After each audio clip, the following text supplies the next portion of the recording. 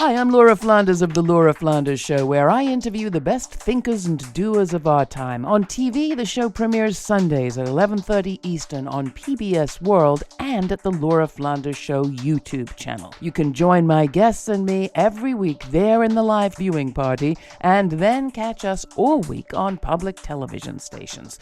Prefer to listen? Find us on a radio station near you or subscribe to the free podcast. You'll find listings and ways to subscribe at lauraflanders.org. That's also where you'll receive my regular commentaries. I call them the F word. Here's this week's.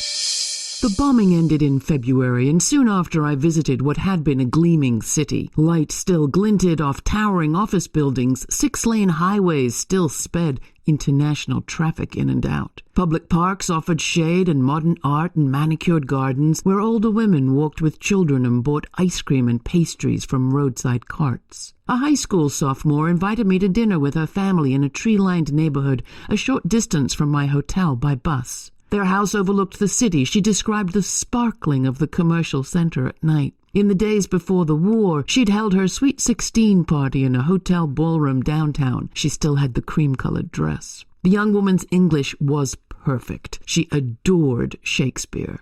She'd hoped to apply to study in Oxford, but that was before. Several of the girl's friends had studied abroad, as had the doctor I'd met earlier that day. White coat, silvering hair at the temples. He had not only studied but taught in most of the capitals in Europe. A pediatric heart surgeon, his work in his state-of-the-art hospital had saved patients from across the region.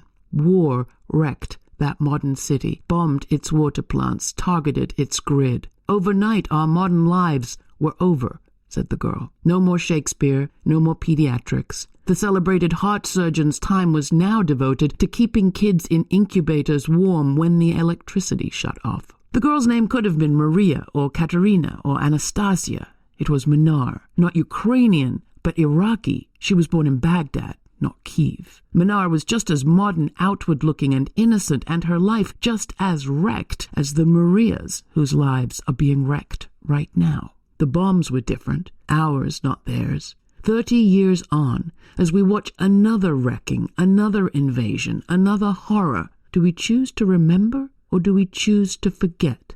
Prison abolitionist Mariam Kaba says of struggle, we do this till we free us. Likewise, it seems to me, war is till we stop it. We need to stop it. You can see my show every week on public television stations and hear it on community radio stations all across the country. You can get more information and subscribe to the free podcast at lauraflanders.org. Thanks.